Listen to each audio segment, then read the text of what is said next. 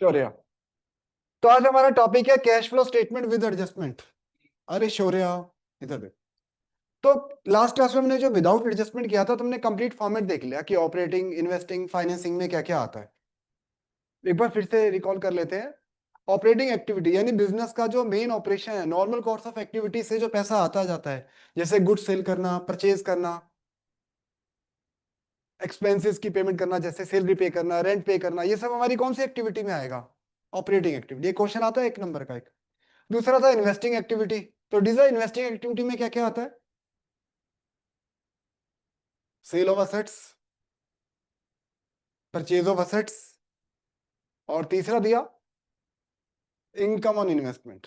Borrowing तो financing activity. और financing activity में आता है केवल पैसे का लेन देन। जैसे किसी से हमने बोरो किया है, रीपेमेंट करी है लोन की, शेयर इशू करे हैं, शेयर का रिडम्पशन किया है, तो ये सब हमारी फाइनेंसिंग एक्टिविटी है। तो अभी डाउट आया कि डिबेंचर किस में आएगा। तो डिबेंचर एक बोरोइंग है। बोरोइंग चाहे लॉन्ग टर्म हो, बोरोइंग चाहे शॉर्ट टर्म हो, वो हमेशा किस में आएगा? हमारे फाइनेंसिंग एक्टिविटी में। भाई हमने या तो बोरो किया होगा या रीपेमेंट करेंगे। यही होता है ना, लोन लेते हैं या वापस कर देते हैं। लोन लिया है तो पैसा आ रहा है, लोन की पेमेंट करिए तो पैसा जा रहा है, आएगा वो फाइनेंसिंग एक्टिविटी में। चाहे वो लॉन्ग टर्म हो चाहे वो शॉर्ट टर्म हो, क्योंकि यहाँ कंफ्यूजन होता है। Short term borrowing current liability में आता है, और फॉर्मेट में हमने देखा है करंट लाइबिलिटी एडलेस होती है उसमें, ऑपरेटिंग एक्टिविटी में। लेकिन नहीं, बोरोइंग जो है चाहे वो शॉर्ट टर्म बोरोइंग हो, वो आएगा फाइनेंसिंग एक्टिविटी में। तो चलो, तो cash flow statement with adjustment. मैं कंप्लीट क्वेश्चन नहीं करा रहा, क्योंकि कंप्लीट क्वेश्चन लास्ट क्लास में हमने देख लिया कि कौन से आइटम कैसे कैसे कहाँ कहाँ शो करते हैं। मैं आपको पहले बेसिक एडजस्टमेंट समझा रहा हूँ। बेसिक एडजस्टमेंट, तो बेसिक एडजस्टमेंट में सबसे पहला है इंटरेस्ट ऑन लोन। इसे नोट करते रहना सब लोग। इंटरेस्ट ऑन लोन यानी डिबेंचर का इंटरेस्ट या किसी भी टाइप की बोरोइंग का इंटरेस्ट। पर यहाँ वो इंटरेस्ट की बात कर रहे हैं जो हमने पे किया है, रिसीव का नहीं, जो हमने पे किया है। तो इंटरेस्ट ऑन लोन कौन सी एक्टिविटी में आएगा शौर्य? इंटरेस्ट पे किया हमने लोन पर, तो कौन सी एक्टिविटी है? क्वेश्चन करते ना घर जाके तो आ जाते पकड़ में। बताओ, दिया इंटरेस्ट पेड ऑपरेटिंग, नहीं फाइनेंसिंग, सही बोल रहे थे, फाइनेंसिंग एक्टिविटी। तो अगर आपका एक नंबर का क्वेश्चन आए, एक एक नंबर के ना दो क्वेश्चन आते हैं कैश फ्लो स्टेटमेंट में, उसमें जैसे आता है इंटरेस्ट पेड ऑन लोन या इंटरेस्ट पेड ऑन डिबेंचर, हमें क्लासिफाई करना होता है कौन सी एक्टिविटी है। तो ये फाइनेंसिंग एक्टिविटी है। पैसा जा रहा है तो माइनस में आएगा। बट अगर आप देखोगे तो मैंने cash flow from operating activity में ऐड भी किया है। अगर फॉर्मेट आपको ध्यान हो तो, non cash and non operating expenses में मैंने बताया था कि इसको ऑपरेटिंग एक्टिविटी में ऐड करते हैं। वैसे तो मैंने चैप्टर के स्टार्टिंग में बताया था कि ये चैप्टर ना हम करके सीखते हैं, सीख के नहीं करते, उल्टा काम है। लेकिन जब हम करते हैं तो धीरे धीरे करते करते हमें कॉन्सेप्ट क्लियर होता है। हम सोचे कि पहले सारे कॉन्सेप्ट क्लियर हो जाए फिर ये चैप्टर करेंगे, तो वो ऐसा नहीं होता। तो इसको मैं समझाने की कोशिश करता हूँ। देखो, इंटरेस्ट पे किया है तो पैसा जा रहा है, आउटफ्लो है नो डाउट, तो माइनस तो वो होगा। बट ऑपरेटिंग एक्टिविटी में क्यों ऐड हो रहा है? बताओ जुबिन। अगर इंटरेस्ट पे करने से हमारे पास से पैसा जा रहा है तो फाइनेंसिंग में तो माइनस कर रहे हैं, ठीक है। बट सोचो थोड़ा सा कि इसको ऑपरेटिंग एक्टिविटी में क्यों ऐड करते हैं हम? एडजस्टमेंट है, दो जगह जाएगी। मैं एडजस्टमेंट की बात कर रहा हूं आज।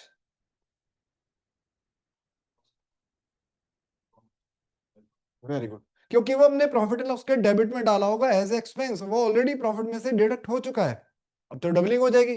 भाई ऑपरेटिंग में से भी माइनस हुआ पड़ा है, फाइनेंसिंग में से हम इसको माइनस कर रहे हैं, तो एक जगह से तो हटाओ भाई इसको।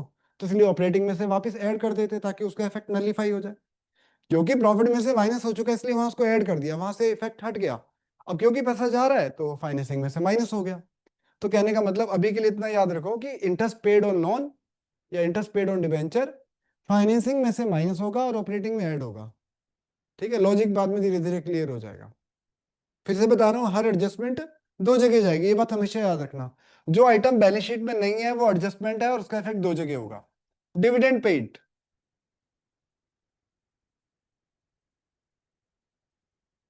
डिविडेंड पेड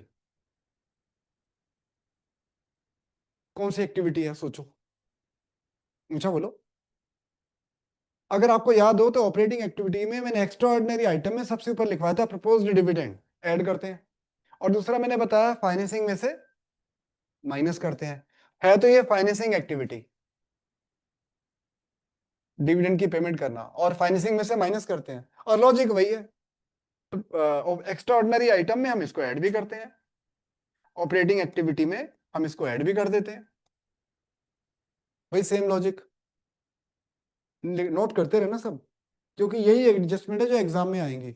हम बोर्ड का रूल है कि बोर्ड के एग्जाम मतलब बोर्ड एग्जाम में हमारी 2 एडजस्टमेंट आएंगी, लेकिन टोटल 7-8 एडजस्टमेंट है, जिनमें से कोई 2 एडजस्टमेंट आएंगी एग्जाम में।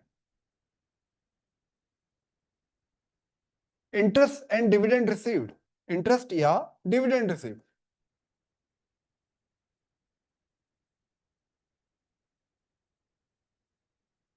इंटरेस्ट मिलता है इन्वेस्टमेंट पर, डिविडेंड मिलता है इन्वेस्टमेंट पर। अगर हमने किसी कंपनी के गवर्नमेंट के बॉन्ड परचेज किए हुए हैं तो हमें इंटरेस्ट मिलेगा। अगर हमने किसी कंपनी के शेयर खरीदे हुए हैं एज ए इन्वेस्टमेंट तो हमें डिविडेंड मिलेगा। कौन सी एक्टिविटी है? Interest receive, dividend receive. किस में आएगा आहन? आशमन खुद ही admit- आहन कौन सी एक्टिविटी में आएगा इंटरेस्ट रिसीव, डिविडेंड रिसीव? सो गया आहन तो। क्वेश्चन कर रहे हो क्या आपने? आशमन आप डिस्कनेक्ट हो गए थे? यस, फोन से ज्वाइन करा, लैपटॉप से हो नहीं रहा। अच्छा चलो सुनते रहो, कोई बात नहीं। एक्चुअली माइक्रोफोन बंद था। कौन बोला? आहन क्या बोला, एक बार से बोलो, ऊंचा बोलो। इन्वेस्टिंग। Investing activity. तो अगर आप फॉर्मेट देखोगे, फॉर्मेट में मैंने इन्वेस्टिंग एक्टिविटी में 3 ही चीजें लिखवाई हैं, sale of assets, purchase of assets, income on investment. तो इनकम ऑन इन्वेस्टमेंट हमारी इन्वेस्टिंग एक्टिविटी है, हमेशा नहीं, वो भी हम डिस्कस करेंगे। तो इन्वेस्टिंग में तो ये प्लस हो गया, पैसा आ रहा है। पर अगर आप देखोगे तो ऑपरेटिंग एक्टिविटी में इसको माइनस भी किया हमने।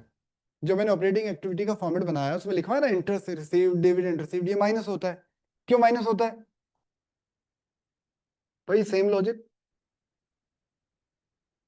क्योंकि इंटरेस्ट अगर हमें मिला है या डिविडेंड अगर हमें मिला है तो एज ए इनकम से मिडिल अकाउंट के क्रेडिट में डाला होगा, तो यानी वो प्रॉफिट में ऑलरेडी इंक्लूड है, तो इसलिए प्रॉफिट में से माइनस कर दिया, और इन्वेस्टिंग में प्लस कर दिया, क्योंकि है तो ये इन्वेस्टिंग एक्टिविटी। लेकिन एक बात ध्यान रखना, 1 नंबर के क्वेश्चन में कभी कभी जब पूछते हैं कि कौन सी एक्टिविटी है, तो उसमें कंपनी को या बिजनेस को 2 कैटेगरी में डिवाइड करते हैं। क्या वो कंपनी मैन्युफैक्चरिंग या ट्रेडिंग कंपनी है, या वो कंपनी बैंकिंग या फाइनेंसिंग कंपनी है? डिपेंड करता है, क्योंकि नेचर अलग अलग है। अगर कोई कंपनी मैन्युफैक्चरिंग कर रही है, ट्रेडिंग कर रही है, मतलब चीज बना रही है, बेच रही है, खरीद रही है, बेच रही है, तो वो एक अलग टाइप का बिजनेस है। लेकिन अगर कोई कंपनी बैंकिंग कंपनी या फाइनेंसिंग कंपनी है, जिसका काम, या इन्वेस्टिंग कंपनी है, जिनका काम ही क्या है, लोगों से पैसा लेना और उस पैसे को किसी दूसरे को देना, या कहीं जगह इन्वेस्ट कर देना, दोनों का नेचर अलग अलग है बिजनेस का। तो अगर इंटरेस्ट या डिविडेंड मिल रहा है किसी ट्रेडिंग कंपनी को या किसी मैन्युफैक्चरिंग कंपनी को, क्या ये उसकी कोर एक्टिविटी है? नहीं, कोर एक्टिविटी नहीं है, तब तो ये उसकी इन्वेस्टिंग एक्टिविटी में जाएगा। लेकिन अगर कोई फाइनेंसिंग कंपनी को इंटरेस्ट मिल रहा है या डिविडेंड मिल रहा है, या किसी बैंकिंग कंपनी को या इन्वेस्टिंग कंपनी को इंटरेस्ट या डिविडेंड मिल रहा है, तो क्या ये उनकी कोर एक्टिविटी है? कोर एक्टिविटी काम ही यही है, पैसा लेना, कहीं इन्वेस्ट करना। तो और जो कोर एक्टिविटी से पैसा आता है वो कौन सी एक्टिविटी होती है? ऑपरेटिंग, है ना। नॉर्मल कोर्स ऑफ बिजनेस से जो पैसा आता है वो ऑपरेटिंग एक्टिविटी है। तो एग्जाम में देख लेना कि हमें क्या बोला गया है। लेकिन एक बात ध्यान रखना, बाय डिफॉल्ट ट्रेडिंग या मैन्युफैक्चरिंग कंपनी ही लेके चलोगे, यानी कि बाय डिफॉल्ट इन्वेस्टिंग एक्टिविटी ही लेके चलोगे, interest receive and dividend receive. फिर से बता दूं, अगर वो मैन्युफैक्चरिंग या ट्रेडिंग कंपनी है तो इंटरेस्ट रिसीव या डिविडेंड रिसीव कौन सी एक्टिविटी माना जाएगा? इन्वेस्टिंग। अगर वो फाइनेंसिंग कंपनी या बैंकिंग कंपनी या इन्वेस्टिंग कंपनी है तो ऑपरेटिंग। अब लेकिन एक बार बोर्ड में क्वेश्चन आया था, डिविडेंड पेड ऑपरेटिंग एक्टिविटी में कब आएगा? वैसे तो मैंने लिखा फाइनेंसिंग एक्टिविटी है, वहां से माइनस होगा, है ना। हम अगर कोई पूछे कि डिविडेंड पेड कहाँ आएगा, तो आप बोलोगे फाइनेंसिंग एक्टिविटी है। तो डिविडेंड पेड ऑपरेटिंग एक्टिविटी में कब आएगा?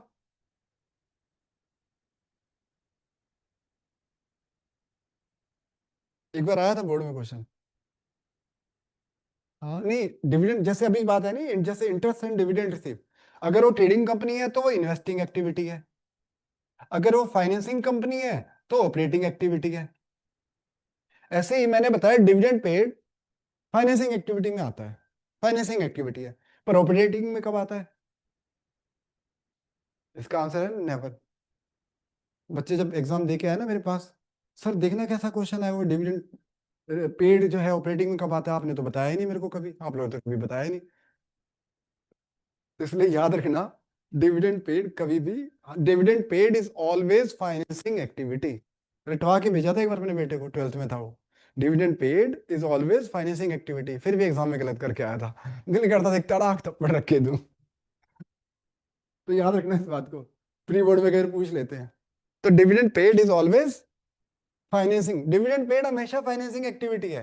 वो डिविडेंड रिसीव्ड के लिए है कि कब वो ऑपरेटिंग में आएगा, कब वो इन्वेस्टिंग में, सॉरी कब वो ऑपरेटिंग में आएगा, कब वो इन्वेस्टिंग में आएगा। तो अभी हमने केवल 2 एडजस्टमेंट डिस्कस करी है, interest paid on loan, sorry 3, interest paid, dividend paid, interest and dividend received. ठीक है, ये सबने नोट कर लिया ना, कौन सी चीज कहाँ आएगी, एडजस्टमेंट है, कहाँ कहाँ इफेक्ट पड़ेगा। लेकिन इसी में अगर मैं बात करूं डिविडेंड पेड की, डिविडेंड पेड भी 2 टाइप का होता है। एक होता है फाइनल डिविडेंड,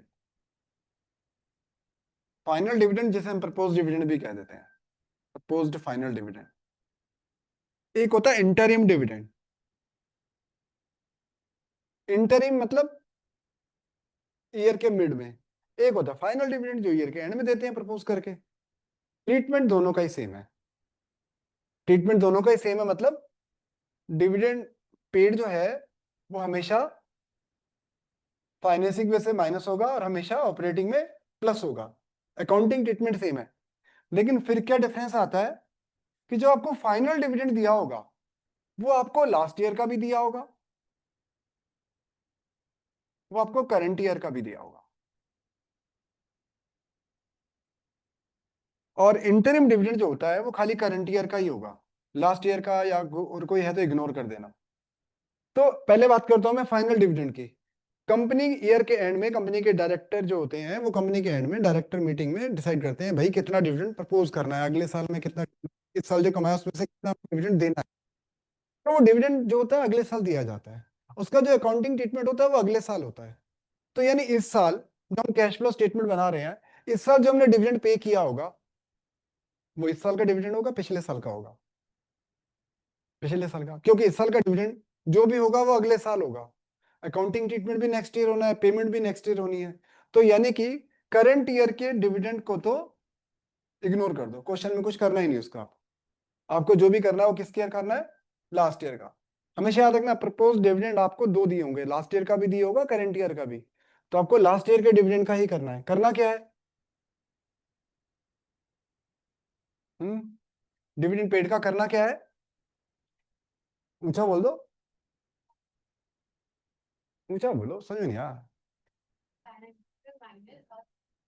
हाँ ऐसे बोलो ना। और इंटरिम डिविडेंड क्या बताया था मैंने डीजा, क्या होता है इंटरिम डिविडेंड, ईयर के बीच में क्या करेंगे शौर्य इसका, या डिविडेंड का क्या करते हैं, कहां कहां दिखाते हैं। देखिए, मैं जानबूझ के नाम नहीं ले रहा था, मेरे को बेचारे की बेइज्जती होगी, मैंने कहा कर ही दूं एक बारी। 4-5 बार बता चुका हूं आज की डेट में। बताओ अपनी, डिविडेंड पेड का ट्रीटमेंट क्या होता है, फाइनेंसिंग में से माइनस और ऑपरेटिंग में प्लस। ऑपरेटिंग में भी कौन से में, एक्स्ट्राऑर्डिनरी आइटम। तो ट्रीटमेंट तो सेम ही है, बस करना क्या है इसका ध्यान रखना। तो इंटरिम डिविडेंड एक ही दिया होगा, उसका कर देना। अब हाँ बोलो बोलो, नोट कर लिया ना इंटर। अब जो सबसे ज्यादा एडजस्टमेंट आती है वो एक तो यही है, लेकिन दूसरी एडजस्टमेंट है, हमें एग्जाम में मशीनरी अकाउंट और एक्यूमुलेटेड डेप्रिसिएशन अकाउंट या प्रोविजन फॉर डेप्रिसिएशन अकाउंट बनाने के लिए आता है। एक ही बात है, कभी कभी खाली मशीनरी अकाउंट होता है और कभी कभी मशीनरी के साथ साथ एक्यूमुलेटेड डेप्रिसिएशन होता है। प्री बोर्ड में तो ये एडजस्टमेंट 100% आएगी, ये तो पक्की बात है। मशीनरी अकाउंट और एक्यूमुलेटेड डेप्रिसिएशन अकाउंट अगर आपने क्लास 11th में किया है तो एकदम से समझ में आ जाएगा, नहीं किया तो फिर टाइम आना पड़ेगा, क्योंकि उस पूरे टॉपिक को तो नहीं पढ़ा सकता मैं। हाँ, रिकॉर्डिंग है मेरे पास, किसी ने अगर क्लास 11 में छोड़ दिया है तो 2 रिकॉर्डिंग है प्रोविजन फॉर डेप्रिसिएशन की, पहली बेसिक है, दूसरी इसी की है, तो समझ में आ जाएगा। तो 2 क्लास लगती है उसको कॉन्सेप्ट को समझने में, वो भी अगर 11th में कर रखा है तो जल्दी आ जाएगा। तो एक बार निकालो जरा, बुक खोलो, बुक से कराता हूँ। Illustration number 50, TS Grewal. Complete question नहीं करा रहा मैं, केवल एडजस्टमेंट समझा रहा हूँ, क्योंकि जो आइटम बैलेंस शीट में दिया वो कहाँ जाएंगे ये तो हम कर चुके, दिक्कत है एडजस्टमेंट की। तो क्वेश्चन में आप देखो, नॉन करंट असेट्स में प्रॉपर्टी प्लांट एंड मशीनरी में नोट टू अकाउंट में मशीनरी अकाउंट और एक्यूमुलेटेड डेप्रिसिएशन अकाउंट दोनों दिए हुए हैं। जरा बताओ डीजा, मशीनरी का बैलेंस स्टार्टिंग कितना है टू बैलेंस बीडी? 25 लाख, और सीडी 33 लाख। असेट्स का डेबिट बैलेंस होता है, और किसी भी एसेट्स के अगेंस्ट कोई प्रोविजन होता है तो उसका हमेशा क्रेडिट बैलेंस होता है, इसलिए बाय बैलेंस बीडी। बताना कितना है एक्यूमुलेटेड डेप्रिसिएशन का बैलेंस? 5 लाख, और सीडी 6 लाख।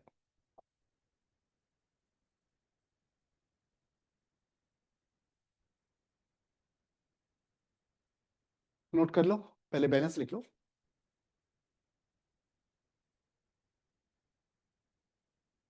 अवनी, जरा एडजस्टमेंट पढ़ना एक बार डीजा, क्या दी हुई है नीचे एडजस्टमेंट क्वेश्चन में?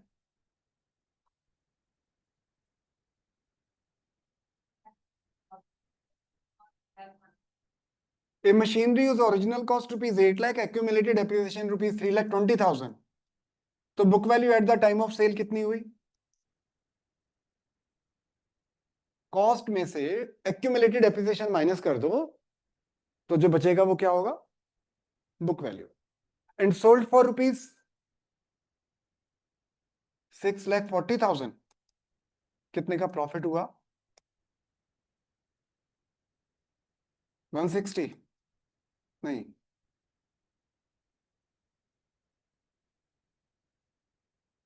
हाँ 160 हुआ, ठीक है। 160 का प्रॉफिट हो गया, बाद में नोट कर लेना, पहले एक बार समझ लो। एक यही तो एडजस्टमेंट है जिसमें और कुछ चैलेंजिंग नहीं है इस चैप्टर में, जो बोर्ड में आता है बस एक यही एडजस्टमेंट चैलेंजिंग, वरना बैलेंस शीट की आइटम तो सिंपल है, यहाँ आ जाएगी, 4-5 क्वेश्चन कर लो याद हो जाएगा। मशीन सेल करी हमने 6,40,000 में, क्या एंट्री होती है इसकी? चलो बताओ कुछ, क्या एंट्री होती है? जैसे मशीनरी सेल करेंगे तो क्या जनरल एंट्री होगी? Bank account debit to machinery, तो मशीनरी अकाउंट में लिख देंगे बाय बैंक।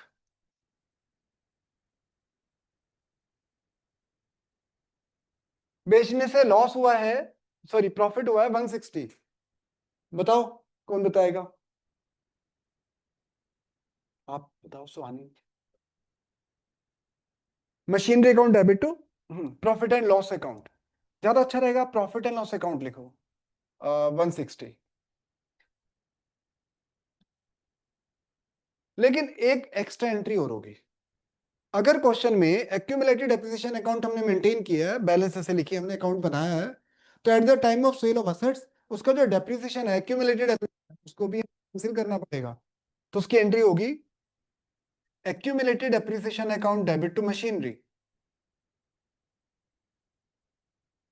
अब ये एंट्री रखनी पड़ेगी जिन्होंने 11th में नहीं किया, बस याद कर लो कि ये एंट्री और करनी पड़ेगी आपको।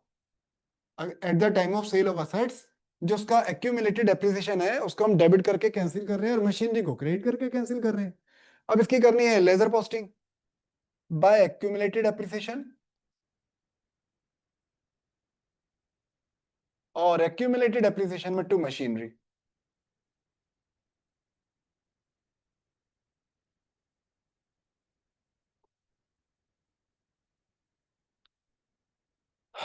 अब अकाउंट क्लोज करना है, रुक जाओ टाइम दे दूंगा मैं, कहीं भागा थोड़ा जा रहा। अकाउंट क्लोज करना है, मशीनरी की ना क्रेडिट साइड बड़ी आ रही है, जरा देखना कितना है टोटल, सॉल्यूशन है क्या? नहीं तो मैं ही लगाऊं टोटल, 4 2 6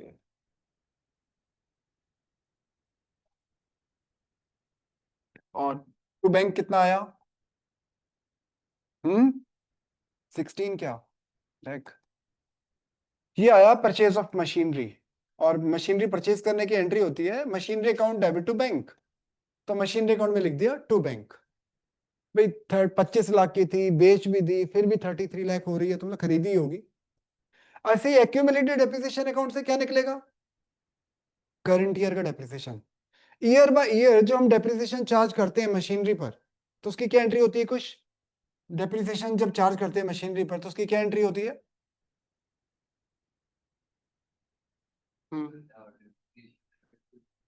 टू मशीनरी की जगह होता है यहाँ पर टू प्रोविजन फॉर डेप्रिसिएशन, यानी ईयर बाय ईयर जो हमने डेप्रिसिएशन लगाया है, हम बजाय मशीनरी अकाउंट को क्रेडिट करने के ईयर बाय ईयर हम किसको क्रेडिट करते जाते हैं? प्रोविजन फॉर, तभी तो यहाँ उसको डेबिट करके कैंसिल किया है और मशीनरी को एक साथ क्रेडिट कर दिया। तो ये पोस्टिंग क्या होगी मशीनरी प्रोविजन फॉर डेप्रिसिएशन में? बाय डेप्रिसिएशन बैलेंसिंग फिगर 9,20,000, तो ये आ गया 4,20,000। अब हमने अकाउंट तो बना लिया, लेकिन अब इसको पोस्ट भी तो करना, कैश फ्लो में कहाँ कहाँ दिखाएंगे? ये क्या था अवनी? बाय बैंक जो लिखा है मैंने मशीनरी अकाउंट में, क्या है ये? अच्छा बोलो, मतलब ही तो पूछ रहा हूँ, क्या मैंने मशीनरी अकाउंट में लिखा बाय बैंक, इसका क्या मतलब है? क्या है ये? सेल। और ये कहाँ जाएगी कैश फ्लो स्टेटमेंट में? प्लस के माइनस प्लस हो जाएगी, सेल ऑफ असेट्स। और ये एक्यूमुलेटेड डेप्रिसिएशन, हाँ ये इसमें नहीं आएगा कैश फ्लो में कभी भी, क्योंकि हर एडजस्टमेंट दो जगह जाती है, दो जगह आ गया ये। Profit on sale of assets दिया, profit on sale of machinery 160, investing में नहीं, ना बिल्कुल भी नहीं। Profit on sale of machinery,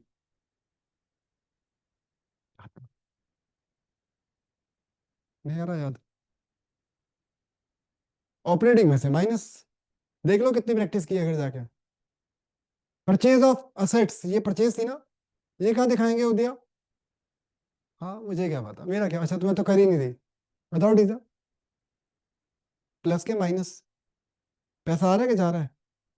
minus आ रहा है, तो परचेज ऑफ असेट्स माइनस, तो ये आपको पता होना चाहिए, सेल ऑफ असेट्स प्लस होगा इन्वेस्टिंग में, प्रॉफिट ऑन सेल ऑपरेटिंग में से माइनस होगा, परचेज ऑफ असेट्स इन्वेस्टिंग में माइनस होगा, और जो डेप्रिसिएशन कैलकुलेट किया इतनी मेहनत करके जुबीन, कहाँ दिखाएंगे इसको? होमवर्क, होमवर्क किया था, क्वेश्चन 2 क्वेश्चन दिए थे मैंने होमवर्क में, ग्रुप पे लिख देना, होमवर्क नेक्स्ट क्लास में शो करूंगी। कब पढ़ाया मैंने? प्लस होगा non cash and non operating expenses में डेप्रिसिएशन, नोट कर लो, और चाहो तो उसको लिख भी लो कौन सी चीज कहाँ जाएगी, क्योंकि यही क्वेश्चन घर जाके आपको होमवर्क में करना है। तो इलस्ट्रेशन नंबर 50, इसकी सेकंड एडजस्टमेंट देखना क्या है, अर्नव जरा पढ़ना सेकंड एडजस्टमेंट क्या है। हाँ ठीक है। हम्म, पढ़ो। अच्छा ऊंचा पढ़ना एक बार Arnav. Debenture were issued on 1 April 2024, debenture issue करे हैं 1 अप्रैल यानी ईयर के स्टार्टिंग में, या तो डिवेंचर इशू होते हैं या रिडम्पशन होता है। इसकी डेट दी होती है, डेट ऑफ इशू है, डेट ऑफ रिडम्पशन क्यों दी होती है, इसका क्या यूज है, उसके हिसाब से इंटरेस्ट निकालना है। बैलेंस शीट देखो और बैलेंस शीट देख के बताओ डिवेंचर शुरू में कितने एंड में कितने हैं, देखना डीजा। 5 से 8 लाख, तो यानी ये तो हम जानते हैं कि 3 लाख रुपए के डिवेंचर इशू करे हैं, कहाँ आएंगे डीजा? फाइनेंसिंग में ऐड कर देंगे। शुरू में 5 लाख है और at the end of the year वो 8 लाख है, और रेट ऑफ इंटरेस्ट कितना है जरा बताना, डिवेंचर के साथ एक परसेंटेज 8%। अब नीचे एडजस्टमेंट में कह रहा है कि debenture were issued on 1 April 2024, यानी ईयर के शुरू में कि ईयर के एंड में? शुरू में। अब ये सोचो कि पूरे साल का जो इंटरेस्ट देना है जुबिन, कॉमन सेंस से सोचो कि जो पूरे साल का इंटरेस्ट देना है वो 5 लाख पर देंगे, 3 लाख पर देंगे, या 8 लाख पर देंगे?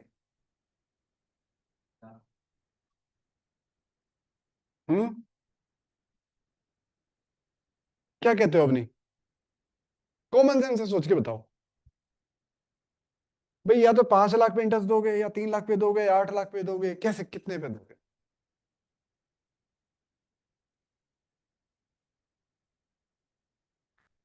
देखो, ईयर के स्टार्टिंग में हमारे ऊपर लोन है 5 लाख का। ईयर के स्टार्टिंग में 5 लाख का लोन तो पहले से चला आ रहा है, और ईयर के स्टार्टिंग में ही हमने 3 लाख रुपए और बोरो कर लिए। तो ईयर के स्टार्टिंग में ही हमारा लोन बढ़कर कितना हो गया, और पूरा साल हमने कितने रुपए यूज करे हैं? 8 लाख। तो इंटरेस्ट 8 लाख पे दोगे, तो इंटरेस्ट जो है वो 8 लाख पे लगेगा। 8% के हिसाब से 64,000। किसी को डाउट इंटरेस्ट की कैलकुलेशन में कि 64,000 ही क्यों दिया है, 5 पे क्यों नहीं दिया? अभी आएगा कहाँ कहाँ जुबिन, इंटरेस्ट ऑन डिबेंचर कहाँ कहाँ लिखेंगे इसको? आप ही बता दो, इन्होंने किए नहीं, होमवर्क भी नहीं किया, कुछ याद भी नहीं। बताओ जरा। फाइनेंसिंग में क्या प्लस के माइनस? फाइनेंसिंग में से माइनस हो जाएगा, और कौन सी एक्टिविटी में ऐड होगा? हाँ, non cash and non operating expenses, ये नॉन ऑपरेटिंग एक्सपेंस है। ठीक है, किसी ने कुछ पूछना है इसमें? अब अगली जो मोस्ट इंपॉर्टेंट एडजस्टमेंट है वो है प्रोविजन फॉर टैक्सेशन। अब इसमें ना कई केस होते हैं। कई बार क्या होता है, केवल प्रोविजन फॉर टैक्सेशन के बैलेंस दिए होते हैं बैलेंस शीट में, जैसे कि इलस्ट्रेशन नंबर 50 में दिए हैं। कभी कभी बैलेंस शीट में बैलेंस भी दिए होते हैं, नीचे एडजस्टमेंट भी दी होती है। और एक बार तो ऐसा भी आया था बोर्ड में, बैलेंस बैलेंस शीट में नहीं थे लेकिन नीचे एडजस्टमेंट थी। ऐसा भी हो सकता है। तो एक एक करके चलते हैं। रजिस्टर के फर्स्ट पेज पे डालना है इसको, कहीं बीच में कहीं नहीं लिखना, रजिस्टर के पहले पेज पे लिखना, ताकि आप बार बार अटकोगे तो बार बार ढूंढना नहीं पड़ेगा कहाँ पे है। तो केस 1 लिखो पहले। If balance of provision for taxation given in balance sheet only, if balance of provision for taxation given in balance sheet only,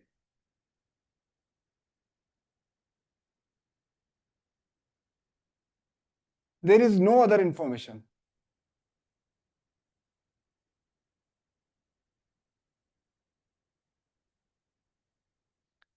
अगर प्रोविजन फॉर टैक्सेशन के बैलेंस बैलेंस शीट में दिए हैं और इसके अलावा कोई इंफॉर्मेशन नहीं है,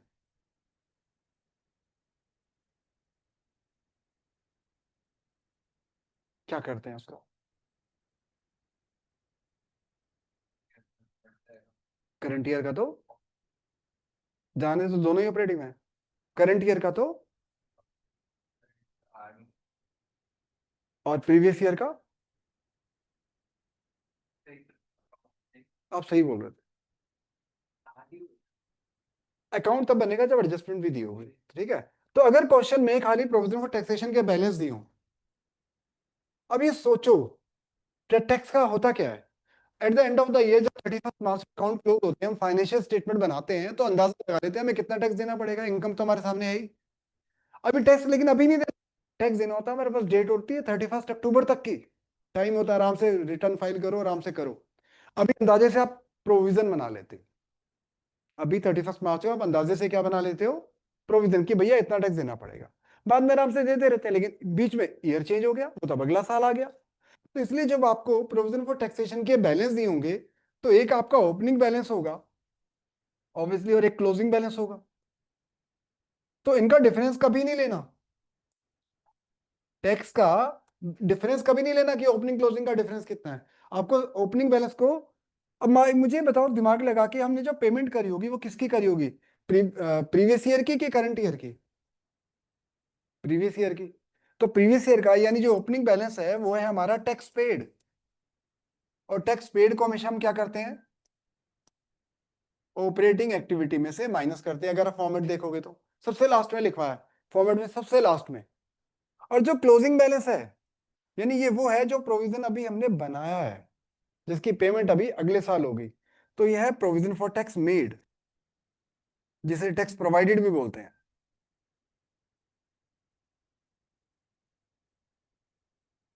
और ये हमेशा ऑपरेटिंग एक्टिविटी में प्लस हो जाएगा। इसे नोट कर लो पहले एक बारी, इसे एक बार नोट करो।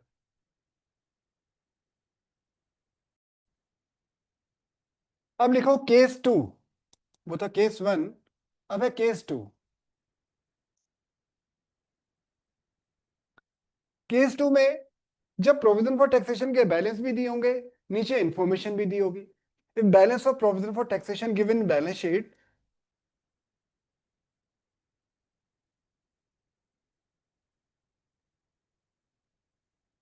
and also there is other information.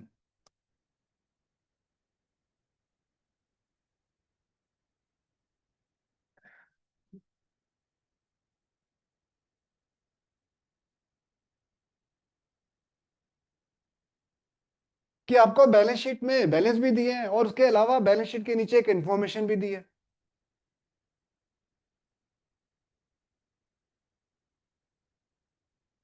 तो क्या होगी फर्स्ट इंफॉर्मेशन, क्या क्या इंफॉर्मेशन होती है नीचे?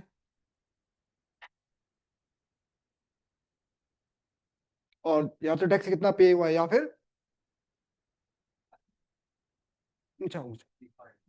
रिफंड नहीं, वो अलग चीज है। या तो होगा क्वेश्चन में प्रोविजन फॉर टैक्स मेड, कि इस साल हमने टैक्स के लिए कितना प्रोविजन बनाया है या प्रोवाइड किया है, हमने कितना टैक्स प्रोवाइड किया है, या टैक्स के लिए कितना मैंने बताया ना 31 मार्च को हम प्रोविजन बनाते हैं और बाद में उसकी पेमेंट करते हैं। तो इन्फॉर्मेशन में होगा हमने टैक्स के लिए कितना प्रोविजन बनाया। खर्चा है कि इनकम है? ये खर्चा है कि इनकम है? मिलना है कि देना है टैक्स? देना है तो फिर खर्चा ही है ना। और खर्चे के लिए क्या करते हैं? Debit profit and loss account, मतलब statement of profit and loss account debit to provision for taxation. ये प्रोविजन फॉर टैक्सेशन को क्रेडिट क्यों किया है? बताओ आहान, सुन रहे हो ना? प्रोविजन फॉर टैक्सेशन को क्रेडिट क्यों किया है? फिर पे कर रहे हैं तो उसको बढ़ा रहे हैं। पे नहीं कर रहे, अभी प्रोवाइड कर रहे हैं और हम हाँ लाइबिलिटी को मतलब इंक्रीज कर रहे हैं। Rule of debit credit modern approach, हम लाइबिलिटी को इंक्रीज कर रहे हैं, अभी हम एक लाइबिलिटी क्रिएट कर रहे हैं, इसलिए हमने क्रेडिट किया। नोट करते रहो, कर लो कर लो। प्रोविजन फॉर टैक्स मेड की एंट्री होगी profit and loss account debit to provision for taxation, और इसको हम ऑपरेटिंग एक्टिविटी में ऐड करेंगे, ऐड टू ऑपरेटिंग एक्टिविटी।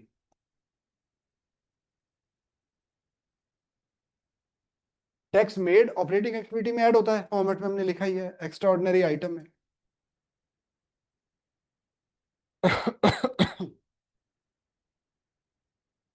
तो कुछ सेकंड एडजस्टमेंट क्या बताई थी आपने? आपने बताई थी ना पहले एडजस्टमेंट, एक तो होगी टैक्स मेड और दूसरा क्या होता है?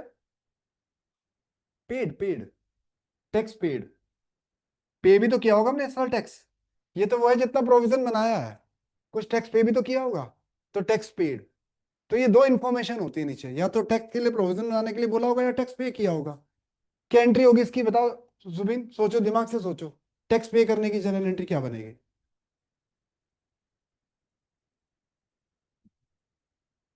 बैंक, पैसा जा रहा है। Provision for taxation account debit to bank, note करते रहो।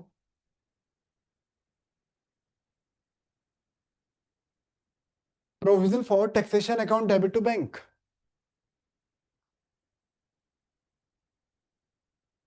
आशमन, यस सर। इसमें प्रोविजन फॉर टैक्सेशन को डेबिट क्यों किया? सर लाइबिलिटी कम हो रही है। बिल्कुल सही, लाइबिलिटी कम हो रही है और पैसा जा रहा है, इसलिए बैंक क्रेडिट हो गया। और इसको हम क्या करेंगे ऑपरेटिंग एक्टिविटी में, प्लस के माइनस? पैसा जा रहा है तो माइनस ही होगा ना, तो ऑपरेटिंग एक्टिविटी में से ये माइनस हो जाएगा। सबसे लास्ट में, सबसे लास्ट बिल्कुल पूरे फॉर्मेट में ऑपरेटिंग एक्टिविटी में लास्ट आइटम यही होता है, टैक्स पेड।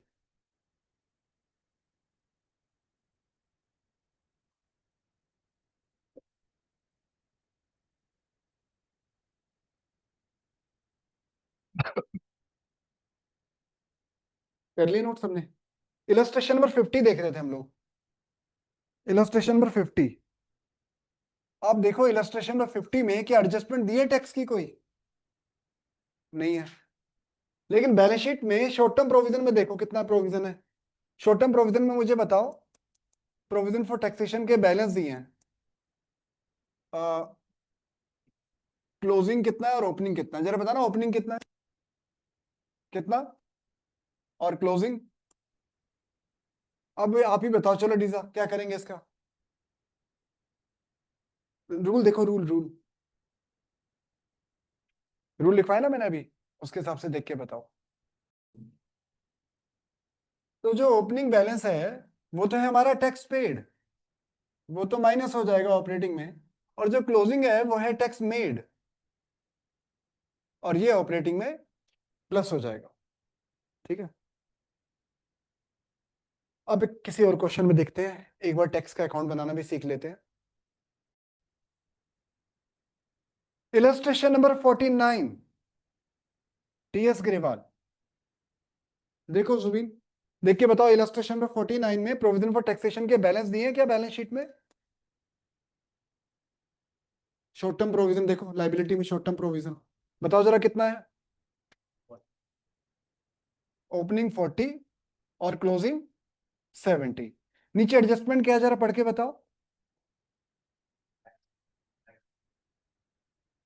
टैक्स प्रोवाइडेड मतलब टैक्स मेड के tax paid? Made. Tax provide मतलब टैक्स मेड, तो टैक्स मेड कितना है 80। तो क्या करेंगे जुबिन, रूल देख के बताओ क्या करेंगे, बताओ कुछ क्या करेंगे रूल देख के, वैसे सोच के बताओ, तुम्हें तो लिखे नहीं रूल, क्या करेंगे। टैक्स का अकाउंट बनाएंगे, और टैक्स का अकाउंट बनाकर निकालेंगे टैक्स मेड इतना है तो टैक्स पेड कितना होगा, यानी टैक्स मेड और टैक्स पेड ये दो इंफॉर्मेशन में से एक इंफॉर्मेशन क्वेश्चन में दी होगी, दूसरी हम अकाउंट बनाकर निकालने वाले हैं। देखो अकाउंट कैसे बनेगा। डेबिट बैलेंस होता है कि क्रेडिट बैलेंस होता है टैक्स का?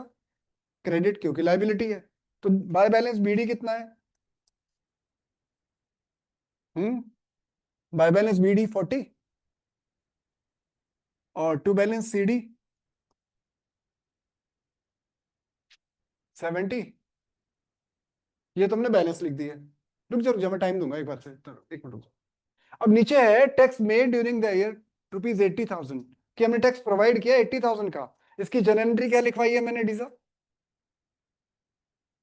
यार बैठे थे, profit and loss account debit to provision for taxation, तो यहां लिख देंगे by profit and loss account.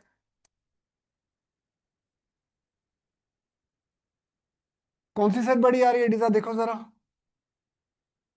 Credit side, तो इसका टोटल लगाया, टोटल ठीक सामने लिखा, तो बचे कितने 50,000। ये क्या है, देखो रूल देख के बताओ क्या है ये, टैक्स पेड, क्योंकि क्वेश्चन में अगर टैक्स मेड दिया हुआ है तो हम अकाउंट बनाकर निकाला है हमने टैक्स पेड, और टैक्स पेड की एंट्री क्या होती है टू बैंक, तो पोस्टिंग हुई provision for taxation account debit to bank. Balancing figure tax paid. अब बताओ अवनी, टैक्स मेड को कहां लिखेंगे और टैक्स पेड को कहां लिखेंगे?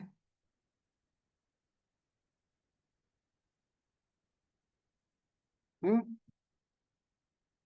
ऐसे ही सोच लो, टैक्स पेड कहां जाएगा, कॉमन सेंस लगाओ, ऐड होगा कि लेस होगा?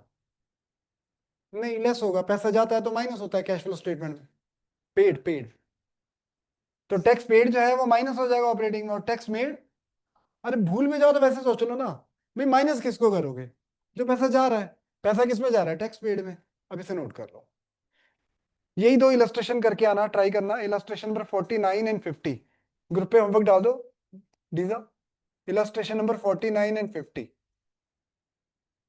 और आज रात को 8:15 डिसोल्यूशन की रिवीजन क्लास है, तुम्हारे लिए रख रहा हूँ डिसोल्यूशन की रिवीजन क्लास 8:15, ऑनलाइन ही कर लेना क्योंकि मैं तो घर पे हूँ ना, करोगे ना, तुम्हारे लिए रख रहा हूँ कि तुम्हारा 8:30 कर देता हूँ, कोई दिक्कत नहीं है, 8:30 कर